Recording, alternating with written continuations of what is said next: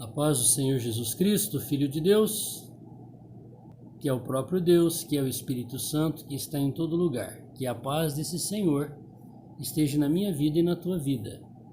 Estamos lendo o livro de Amós, capítulo 3. Profeta que profetizou para o reino do norte e o reino do sul.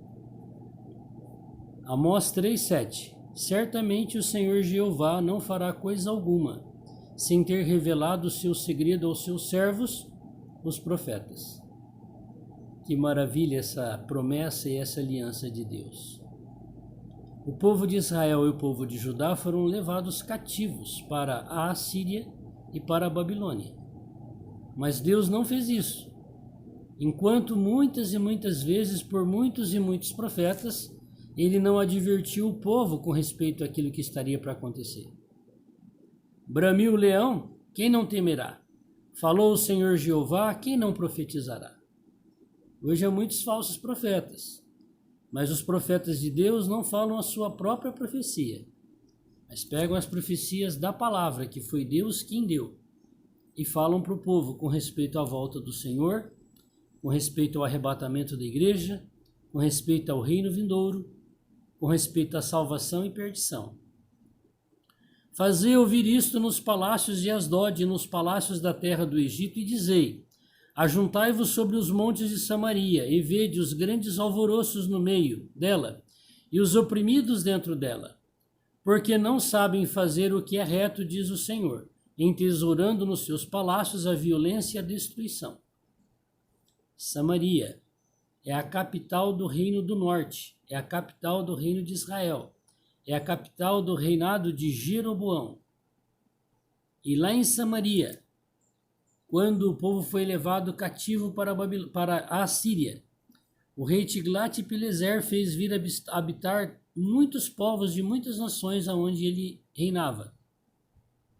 E cada um veio e trouxe o seu Deus, a sua imagem de escultura. E cada um servia o seu Deus conforme o seu bom prazer, seu bel prazer. Mas Deus enviou leões e comiam o povo. Aí eles perceberam que tinha o Deus criador dos céus e da terra. Aí eles pediram para que os sacerdotes de Israel ensinassem-lhes a adorar a Deus. E aí eles adoravam a Deus e adoravam as imagens de escultura. Isto é o que significa samaritano, uma mistura. E uma mulher samaritana foi dar água para o Senhor lá. Lembra que ela não queria dar água? E o Senhor salvou ela e toda a cidade dos samaritanos. Então Samaria foi misturada com as coisas pagãs das nações. Por isso o seu julgamento chegou. Assim diz o Senhor: como o pastor livra da boca o leão as duas pernas e um pedacinho da orelha, assim serão livrados os filhos de Israel que habitam em Samaria, no canto da liteira e na barra do leito. Ouvi e pastoreai contra a casa de Jacó, diz o Senhor Jeová, o Deus dos exércitos. Você viu o que ia sobrar da ovelhinha? Um pedacinho das pernas e um pedacinho da orelha. E o restante o leão comeu. Para onde foi o povo de Israel? Para a Assíria. Para onde foi o povo de Israel? Para a Babilônia. Quem voltou para restaurar o país de Israel, o templo e a cidade de Jerusalém? Um pedacinho da orelha e uns pedacinhos das pernas.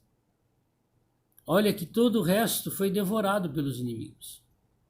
Você faz parte do pedaço maior que o inimigo comeu? Ou você faz parte do pedacinho da orelha e do pedacinho das pernas que sobrou? Isso o Senhor chama de o remanescente de Israel que voltou. E assim são pelas gerações. No ano 70 eles foram dizimados pelos romanos. No ano 70 voltou um pedacinho da orelha e das perninhas. E Deus restaurou a nação de Israel. Hoje, eu e você que cremos no Senhor somos a igreja, o corpo de Cristo. Quem será arrebatado antes da grande tribulação? O pedacinho da orelha e o pedacinho das pernas. E o restante da ovelha ficará para a grande tribulação, para ser devorado pelo anticristo. O Senhor está dizendo aqui que ele não faz nada sem antes avisar os seus servos. No dia em que eu visitar as transgressões de Israel sobre ele, também visitarei os altares de Betel. Que altares de Betel? É que o rei Jeroboão, que foi o primeiro rei do Reino do Norte, ele instituiu 2 lugares de adoração fora de Jerusalém. Deus não deu essa autonomia para ele espiritual, era só política. Mas lá em Dan e Betel, ele fez bezerros de ouro, igual Arão fez lá no deserto. E enganou as 10 tribos, falando que aquele ali era o Deus que tinha tirado eles do Egito. Isto é o pecado de Jeroboão, que seguiu todos os reis depois dele, até o rei de Israel do norte ser exterminado pelo rei da Assíria, Tiglat-Pileser. No dia em que eu visitar a transgressão de Israel, sobre ele também visitarei os altares de Betel, e os chifres do altar serão cortados e cairão por terra. E derribarei a casa de inverno como a casa de verão, e as casas de marfim perecerão, e as grandes casas terão fim, diz o Senhor. Hoje há muitas casas grandes, não tem? Cheios de bezerros de ouro, de estátuas, de imagens de escultura, de homem, de animal, de réptil, de passarinho. E o que o povo faz? Igualzinho o Jeroboão, se curva e adora como Deus. E as pessoas que são líderes nesses lugares dizem que aquilo ali é uma divindade, que tem o poder de cura, de libertação, de proteção. Serão destruídos. O Senhor vai cortar os chifres de todos os altares da idolatria. Deus não faz nada sem antes avisar os seus servos. Hoje Ele está nos avisando, a grande tribulação está tão próxima. Com o que você está envolvido? Com esses templos cheios de idolatria? Com um templo cheio de homens que são idolatrados pela multidão, que acha que o poder de Deus está manifestando naquela pessoa? E ela tem poder para curar, fazer milagres? Que Deus só escuta eles? São enganados. Corrupção, dinheiro, manobra mental. Deus irá destruir tudo isso.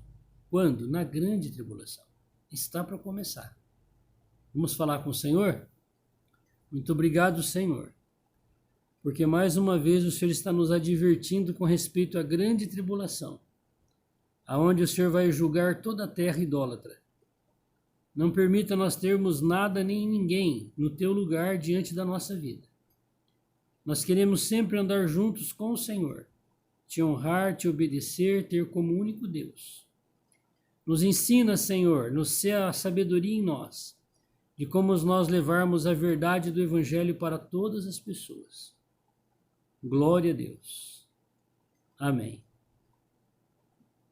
Deus não faz nada sem antes avisar os seus servos. Amém? Que Deus nos abençoe. Glória a Deus.